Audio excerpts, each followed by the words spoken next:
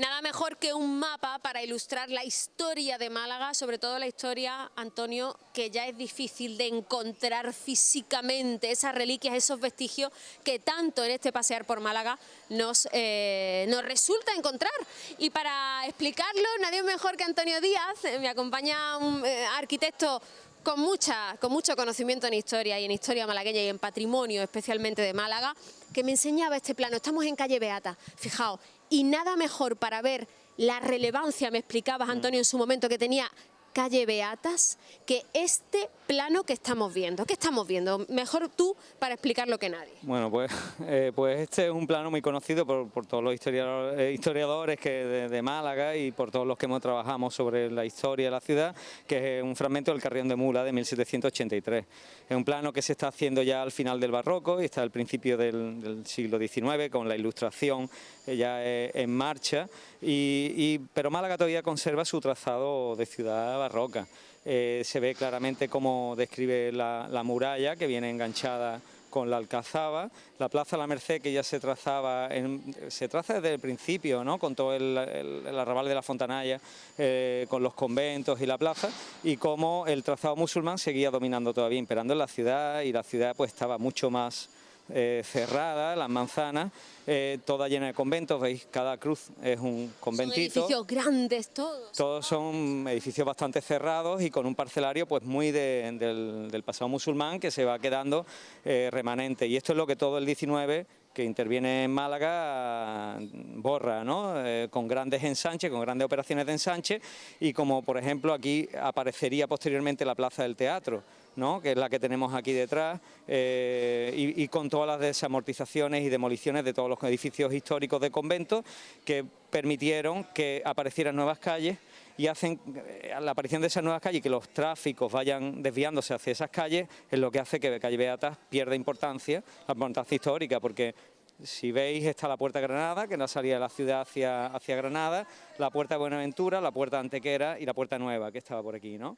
Entonces casi todo esto es muy denso, y la única unión dentro de la ciudad, salvo el camino de ronda medieval que tenía la ciudad entre la Puerta de Buenaventura y la Puerta de Granada, es la calle Beatas, ¿no? Una calle principal, la calle en la que nos encontramos y que a todo lo largo, ¿verdad?, tenemos aquí tras de nosotros, pero sobre todo la que vamos a recorrer a continuación, porque, Antonio, habéis encontrado un hallazgo importantísimo para la historia de Málaga, fortuitamente. Bueno, en Málaga en el 19 se demuelen muchísimas cosas, y hay unas primeras operaciones de apertura y de demoliciones de casas barrocas, y hay una cosa muy curiosa que eso lo tiene muy bien estudiado el personal de la Oficina de Rehabilitación del Centro. Hay unas ordenanzas en 1821, quiero recordar, donde la casa que no se demuela y se convierta en casa de nueva planta, en una casa del 19, se decretan unas ordenanzas para enmascarar el pasado barroco en un 19. Entonces, o la gente tenía un 19 porque éramos modernos, o el que no tenía dinero tapaba el 19, el 18, el 17 de alguna manera para que pareciera moderno. Entonces, esta es una de las casas ejemplos que se trastocan. Alguien la llama Lola Tuduri, que es una técnico de la oficina del centro estupenda, habla de fachadas trasvestidas, y no solamente las fachadas, sino los edificios. Entonces, por la forma de los balcones, por las ventanas, por cómo son los muros, nosotros nos permite saber que detrás vamos a tener una casa barroca realmente más que una casa del 19. Estaba como mal visto, ¿no? Entiendo, no era... Claro. El barroco era lo antiguo. Era la iglesia, era... el oscurantismo, la Inquisición, todos los tópicos que puedas poner. Realmente fue una época muy buena, con mucho vigor, mucha importancia, pero viene la etapa, la edad moderna y la ilustración del final del siglo XVIII y el XIX, que es la industrialización de la ciudad. Y realmente la ciudad sufre un gran cambio, porque Málaga siempre es una ciudad muy pequeñita, muy portuaria, muy ligada al comercio con África, de las tropas de África y demás. Es una ciudad pequeñita, y de pronto coge un vigor industrial potentísimo y se convierte, entonces todo el casco histórico pasa a estar lleno de viviendas unifamiliares como la que teníamos, a viviendas plurifamiliares, es decir, a convertirlas, en vez de casa, cada parcela una casa por una familia, cada parcela era casa de muchas familias. Entonces ese es el gran cambio de Málaga en el 19. Demuele las casas antiguas, le dan un aspecto nuevo y las llenan de bloques de pisos. Es una operación inmobiliaria como las de ahora, exactamente igual. Es curioso, y me imagino que toda la calle que vamos a recorrer a continuación, nos vamos a encontrar con viviendas de ese tipo. Claro, porque realmente la operación de sustitución del centro, salvo casos, por ejemplo, Juan de Padilla es un atirantado y se ve claramente cómo intentan hacer calles, fachadas muy rectas. Calle Beatas no, van produciendo la sustitución parcial de cada una porque es una calle importante y no habría que abrirla, no habría que hacer nuevas aperturas, ¿no? Para permitir que la gente se modernizara y se hiciera cosas nuevas, ¿no? Bueno, pues esta calle que están viendo, a continuación vamos a recorrerla, pero sobre todo nos vamos a detener en ese hallazgo tan maravilloso que Antonio nos va a presentar y además también sus propietarios. Creo que sí, vamos a ver si lo vemos. Vamos a verlo.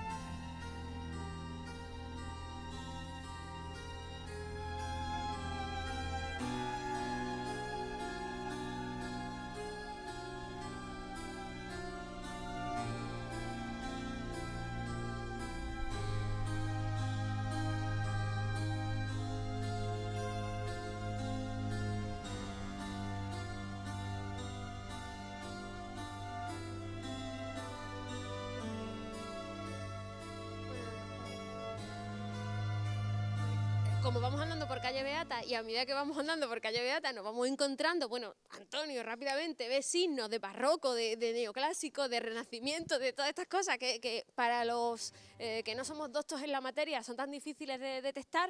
Antonio, ¿qué me decías de estas dos casas que tenemos aquí? Me estabas preguntando sobre cómo... Claro, ¿cómo puedo yo saber que hay una Identifica... fachada travestida de las que hablabas antes? Sí. Bueno, pues esta no es exactamente travestida, pero sí por encontrar signos que lo definen muy fácilmente, son las cerrajerías. Veis que la cerrajería del 19, todos los balcones, aunque esta tiene las losas de mármol, la ha perdido, pero son cerrajerías industriales, son barras que ya son industrializadas, fundición, elementos de ornamento, los caladitos que tienen son elementos de fundición hechos en serie, ¿vale? Y las casas barrocas normalmente suelen tener, como esta de aquí al lado, son elementos absolutamente de forja, son manuales, eso no son elementos industrializados, entonces eso llama inmediatamente la atención. Si tú quisieras hacer un barrote como esto, de los balcones, hay alguien que lo imita en fundición, en moderno, pero no son exactamente iguales. Y si se nota. Se nota, esto es como todo. Entonces esto es una de las casas más antiguas que quedan por a ver si somos capaces entre todos de recuperarla. La portada original debió estar allí donde está la puerta del bar, lógicamente con uno de los balcones, y es una suma de dos casas.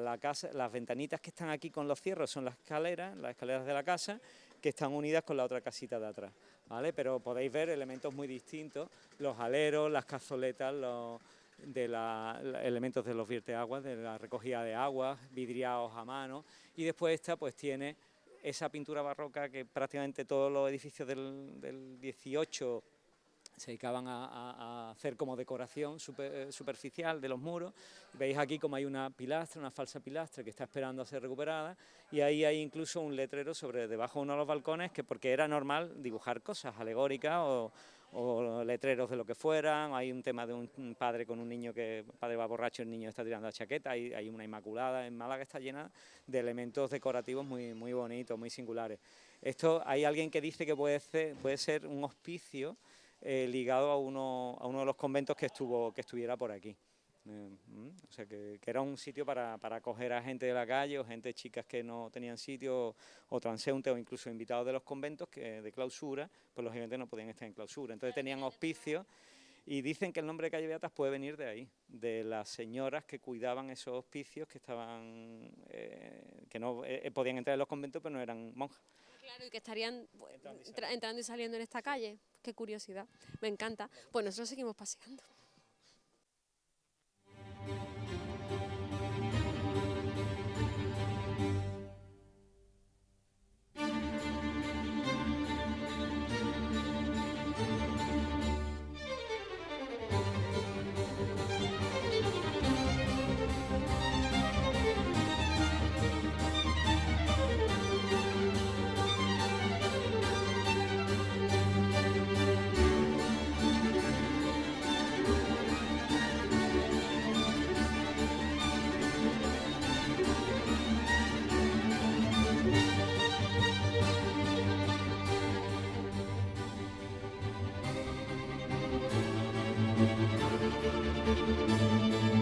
Pues ya estamos aquí en esta casa de vinos, de catas, donde se ha encontrado ese hallazgo tan estupendo que venía contándonos un poco, o anticipándonos, mejor dicho, Antonio Díaz, el arquitecto que hoy nos acompaña en este pasear por Málaga, a lo largo de calle Beatas. Pero es que se nos ha sumado un compañero, amigo, y yo sé que cómplice, partner in crime, que es Alejandro del Pozo. Eres ingeniero y según Antonio, el que la ha enfollonado en esto, el que la ha metido en este jaleo ha sido precisamente tú. ¿Por qué? ¿Qué has hecho? Bueno, pues a nosotros el que alquila el local, el arrendatario, nos llama a nuestro estudio para que le pusiéramos en marcha este proyecto, ¿no? Nosotros nos dedicamos a implantar negocios, a hacer los proyectos de actividades. Aquí había una antigua obrador de pan, entonces digamos que el local ya había una actividad dentro, ¿no? Entonces, bueno, en principio iba a ser una cosa, bueno, como otras tantas, ¿no? Había una actividad, modificar las instalaciones que había, adecuarlas al nuevo uso, que tenía bastantes cosas que hacer, pero bueno, no dejaba de ser algo normal. Pero cuando entramos dentro nos damos cuenta que normal tiene poco. Empezamos a escarbar un poquito y vemos que empiezan a aparecer, bueno, pues techos con una historia importante, empiezan a aparecer muros que no son normales y bueno, pues yo en ese momento que me di cuenta que necesitábamos un especialista en rehabilitación, pues cuando pienso en Antonio, que es un auténtico especialista en el Pepricentro y en el centro histórico, ¿no? Que nosotros ya hemos trabajado en muchos locales juntos y por eso es por lo que un poco le impongo a Carlos que o lo llama y lo contrata o yo no sigo, yo solo no sigo. Qué maravilla. Cuando dices hallazgos, a mí me encantaría saber cuál fue el detonante, o sea, cuál fue el que os hizo o no, igual fue un cúmulo. Bueno, hay muchos detalles, ¿no? O sea, tenemos desde los arcos.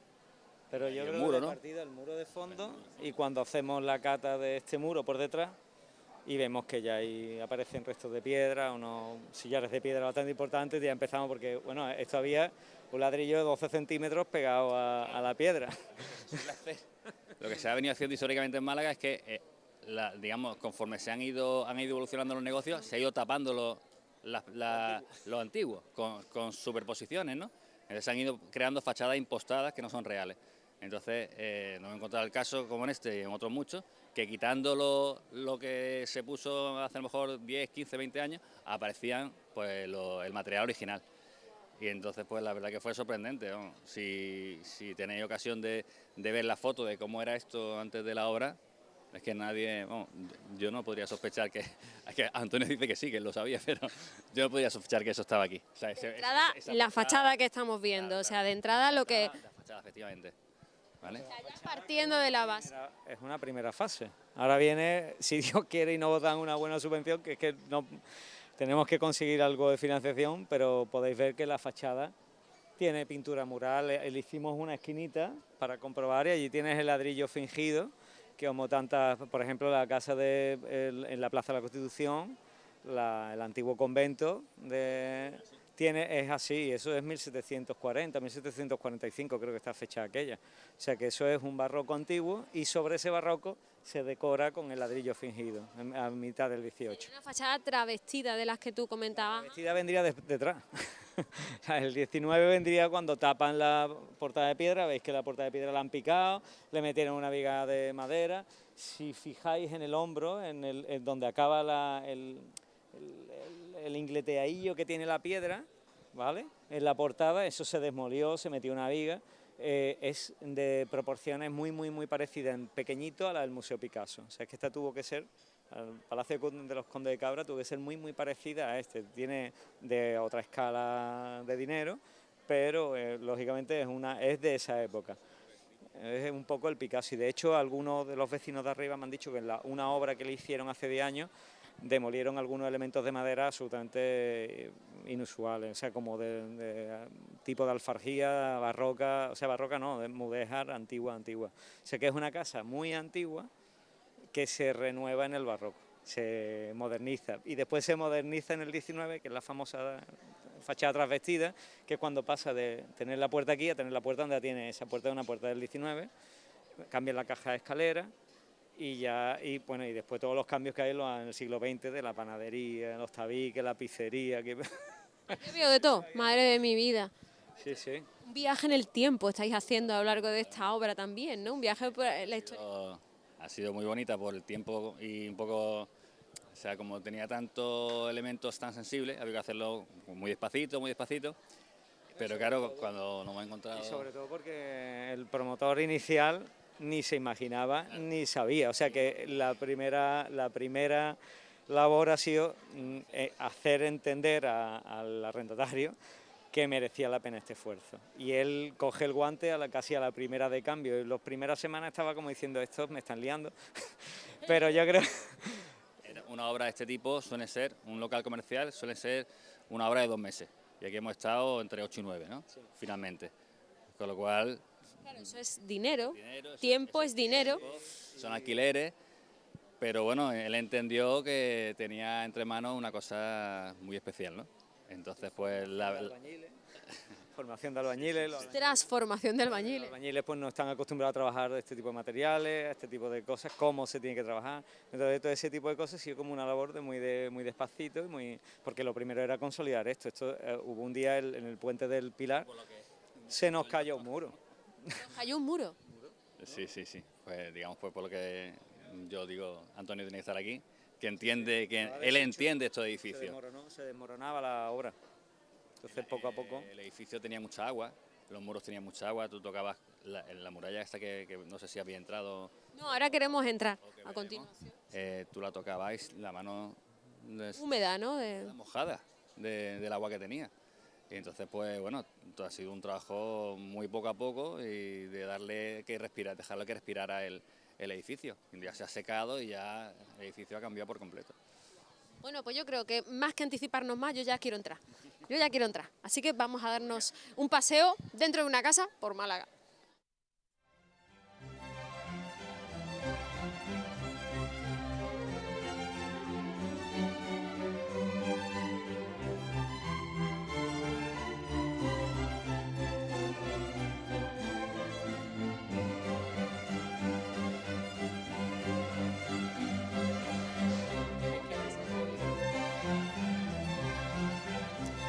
No hace falta profundizar mucho en este edificio como para dibujar, nos cuenta aquí Antonio, los compartimentos, ¿no?, con los que nos encontramos en esta casa. Estamos en una entrada muy amplia porque era una casa muy a la vista. Bueno, realmente las casas de mayor tradición mucho más antigua, la casa ya barroca por excelencia, sí que, y lo sigue el 19, es como las casas típicas cordobesas y sevillanas, que desde la puerta hay una cancela y tú ves el patio.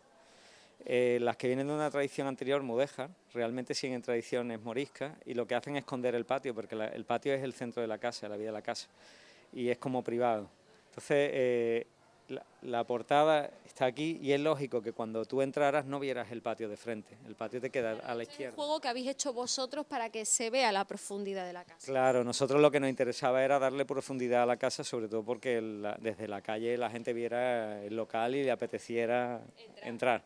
Claro, eso con los tiempos modernos, los tiempos actuales son distintos a los del origen de la casa. Pero sí que nos permiten ver que cuando se demuele toda la tabiquería muy moderna, muy feorra que había aquí de las pizzerías, pues ves esas huellas que incluso se han dejado, ¿eh? No hemos querido reconstruir nada porque ahí debió haber un muro, además se ve perfectamente cómo está, ¿vale? Entonces esto acota el zaguán, un buen zaguán principal de una vivienda. Buena. Habéis respetado al máximo todo. Se ha tratado de respetar al máximo tanto a nivel arquitectónico como a nivel de instalaciones. Veis que las instalaciones son muy conservadoras con toda la arquitectura, el cableado visto, enrollado, para protección al fuego se le ha dado un barniz, no se ha tapado la madera porque lleva un forjado estructural por arriba. Eso nos permite ver exactamente cómo podría ser. Sí, claro. Digamos, con una vista antigua, pero con prestaciones que cumplen la normativa actual para alojar público aquí, que era un poco el reto, ¿no? Eso es otra, porque os encontráis una casa de este periodo histórico y hacerlo habitable, porque no deja de ser un local comercial. Claro, para una taberna, manteniendo al máximo este encanto que tiene, ¿no? Eso, yo creo que ha sido lo más... Hace 3 siglos no cumplía normativa de accesibilidad, lógicamente. Y sin embargo, ahora es importantísimo cumplir todo ese tipo de normativas actualmente. Entonces estamos en el zaguán. Este debió ser el zaguán de la casa, el portalón que hubiera aquí, una reja para ver la calle, a ver quién se aproximaba y probablemente una puerta secundaria que ya te metía en el ámbito muy doméstico, ¿no? La gran duda era que si la estancia de aquí era un salón principal como de un señor, un negociante o algo, y que tuviera una puerta por Para comunicarlo. el zaguán directamente con esa estancia o no, ya tendría que entrar girando desde el patio, ¿vale? Entonces eso nos dan pista de los dos arcos que se rompieron en el barroco, que están tapados. Ahora lo veremos desde el patio, ¿vale? Entonces conforme empieza a descubrir la obra, los ladrillos y tal, pues ya vas viendo las señales de cómo debió ser. Pero vamos, como curiosidades también, las brutalidades se hacían no solamente en el barroco, eso de ahí, esa pieza de ladrillo que se le pone al pilar, tú recuerdas, ¿no? Eso es una puerta de aluminio de la panadería, que se lleva un cacho de muro de carga y pone la puerta de aluminio y se queda a la pared. Entonces nosotros hemos tenido que ir recomponiendo cosas que incluso la panadería había roto. Ha sido una labor de cirujano. Por eso era que Antonio estuviera aquí. Madre mía, bueno, pues vamos a pasar al siguiente compartimento, si os parece. Pasa primero, compañero. Va nuestro compañero Juanmi grabando aquí puntualmente cada uno de los pasos. Pero lógico es que ya cuando has pasado el umbral de la casa, ya estamos en un ámbito doméstico y te recibe un arco de entrada. Sí, que estamos viendo. Que te da paso al patio y fijaros el arquito aquel debió ser, de hecho, antes de que se cambiara en el 19, es el acceso a la escalera que subía a la planta de arriba. ¿Cuántas plantas podía tener una casa de esta época? Baja primera y esta tiene dos en la primera, aquí delante, la primera crujía. Detrás no es normal que tuvieran dos plantas en toda la... Pero baja y dos plantas como mucho. Baja y una torre, baja y una y un soberano, baja y dos, era ya una casa muy importante. Claro, va dependiendo lógicamente del poderío económico para hacer plantas para arriba, ¿no? Correcto.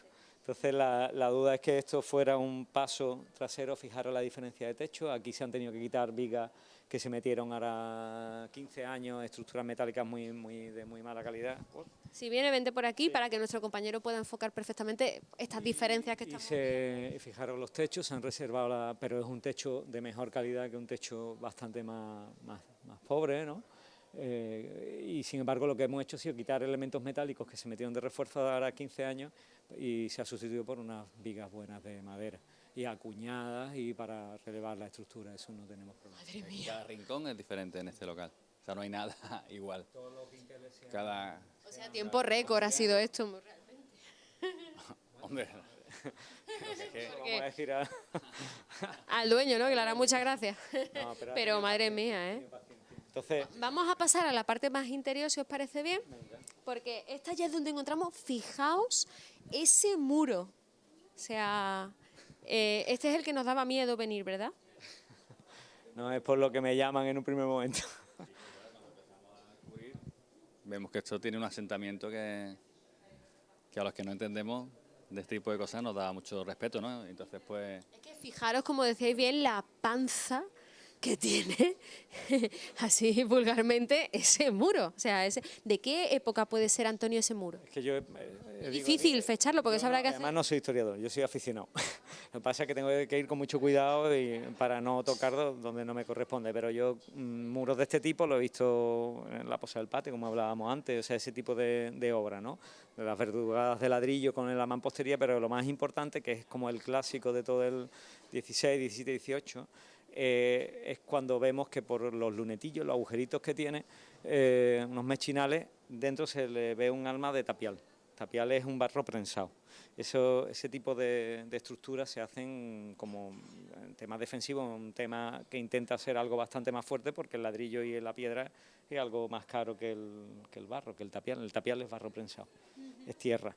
Entonces este muro lo que tiene por detrás es barro prensado, es tapial. Entonces lo que hemos hecho ha sido consolidar el tapial y el muro exterior antes, porque tocar esto a mí me parecía un sacrilegio, tirarlo. Entonces se ha consolidado para dejarlo con la mayor expresividad. Y de hecho veréis que tiene incluso ladrillo contemporáneo en algún lado, que eso es que está tal y como lo encontramos. Ese no se ha tocado nada, simplemente se ha consolidado.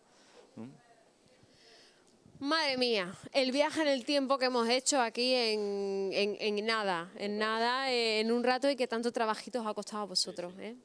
Pues la verdad que ha sido una experiencia muy gratificante. Te contaré como anécdota que nunca nos había pasado, que es que, pues bueno, desde hace 3 semanas esto es una feria de gente entrando por la calle. O sea, aquí te estamos rematando la obra y ha entrado pues multitud de personas, tanto curiosos como, bueno, gente de la calle, turistas, vecinos, un poco para ver lo que, y para entrar e interesarse por lo que se estaba haciendo aquí. Había gente que se creía que esto era un museo. Es que ese es el tema. ¿Hasta qué punto con este tipo de trabajos como el que estáis haciendo estamos concienciando al público en general, al ciudadano en general, también a la administración pública que tanta falta hace, de que mantener ese recuerdo, esa historia, esos vestigios que nos diferencian, también tiene valor económico, que parece que al final es lo que importa? Muy claro, es que yo creo que es reconocido de todo el mundo que cuando tú vas de viaje por ahí lo que buscas es lo auténtico. ¿No es lo mismo que te encuentras en todas partes? Exactamente, y entonces, bueno, el encontrarse, lo auténtico realmente es que no se puede fabricar, lo tienes o no lo tienes. Entonces, la suerte es encontrar algo que es auténtico y tener criterio para recuperarlo con un cierto, no es todo recuperar por recuperar, pero sí recuperar con criterio para que sea único. Y claro, esto es único ahora mismo, yo creo, en esta calle, ¿no? Totalmente. Yo os agradezco muchísimo, tanto Alejandro como Antonio, vuestro tiempo, vuestra dedicación y vuestro cariño, porque se nota muchísimo el cariño con el que lo contáis, que es el cariño con el que lo hacéis. Y yo humildemente quiero que desde aquí, junto con mi compañero Juanmi, que ha estado puntualmente grabando cada una de las imágenes también con mucho cariño, para transmitírsela a ustedes, para que vengan a visitarlo y para que sobre todo nos quede en la conciencia eso de pasear por Málaga, descubrir nuestra historia para aprenderla a querer y respetarla. Hasta aquí el pasear por Málaga.